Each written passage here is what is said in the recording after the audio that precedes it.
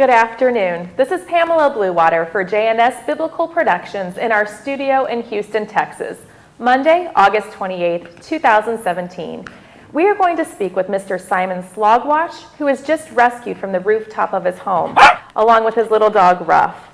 After Hurricane Harvey hit, his home was on the corner of Meadow Lane and Court and is now under 10 feet of water.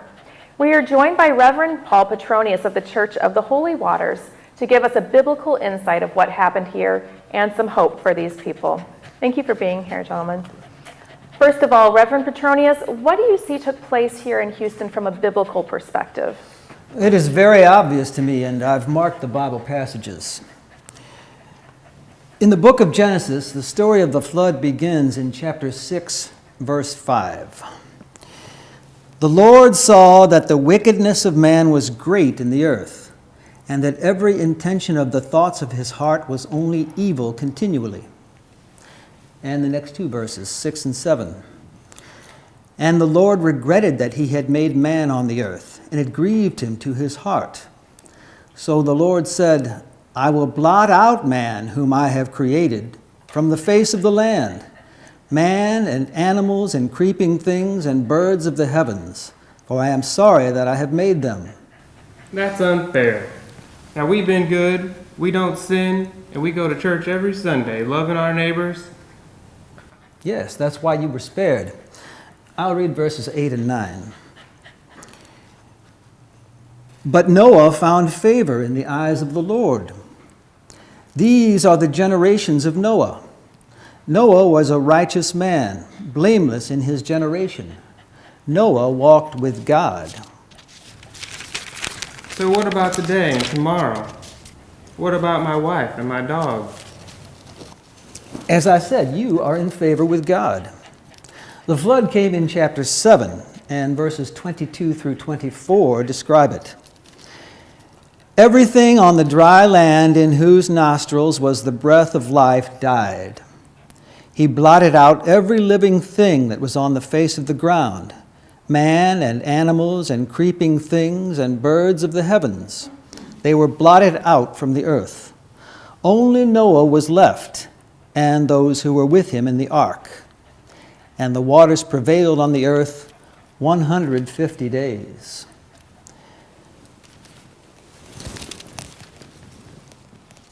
Now, I tell you, Mr. Slogwash, that I want to read chapters 9, verse 1, and it starts with, And God blessed Noah and his sons, and said to them, Be fruitful, and multiply, and fill the earth. So go and spread the word of what I just said to your neighbors. So there, I've given you the word of God. Thank you, Reverend Petronius. Now I think we should hear from a political reporter and commentator from the Houston Press. Let's see how the facts align with the story of the flood in the Bible. Ms. Sedgway, would you please ask that reporter from the Houston Press to come in? Welcome to JNS, Ms. Carol Morgan. From a political reporter's viewpoint, does the story of the Great Flood in the Bible have a similarity to what is happening on the ground and with Houston politics? Yes. I heard what you were saying about evil and corruption, Reverend Petronius. And I couldn't agree more. The real story of the cause of the Hurricane Harvey as a result is not only similar, but exactly a true life story of the illustrations of the great flood that shows God's anger. And I'll read you some of what I wrote on May 6, 2014. It's an editorial, and I'm actually surprised that God took this long after what's been going on in Texas, Houston, Texas, to cause another devastating flood. I'll read for you some of the excerpts that I wrote. Fraud, bribery, exploitation, and plain old dishonesty are getting to be like a severe Texas case of the cockroaches.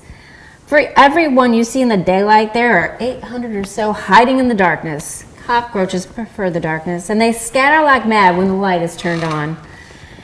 Rick Perry, Greg Abbott, and Ted Cruz, the newly designated trinity of the nest, are experiencing a bit of blinding sunlight in true cockroach form. They hide, ignore, or attempt legal eagle rhetoric when their unprincipled nastiness is illuminated. In the case of Perry and Governor Abbott, it's as if both are trying to out-cockroach each other. Rick Perry's entire time in office has been one of bribery, slash funds, under-the-table payments for appointments, and a million other gubernational transgressions. Nothing less than the Pacific Ocean will wash away their political sins. I concluded my article by saying that dark money is so entrenched in Texas politics that many claim it's a necessary evil to stay in politics. Perhaps being corrupt is a prerequisite for holding public office also. And last of all, I should mention ex-mayor Ray Nagin, now serving 10 years in prison as the federal prosecutor, has declared that corruption flourished during his 2 terms in office as mayor of New Orleans, where he received money and bribes worth more than $500,000 for helping contractors receive millions for city work. Now he's listed on the Federal Bureau of Prisons website as inmate number 32751-034. I just heard about what you said about cockroaches in Houston politics, and I'm disgusted. Who are you and what do you have to contribute to this discussion? Well, I am Emma Natz. I'm an entomologist. I'm a specialist in the handling of insects of all kinds. Now, if you want to get rid of cockroaches, you have to fry them. Like this. Oh, disgusting! Take them away!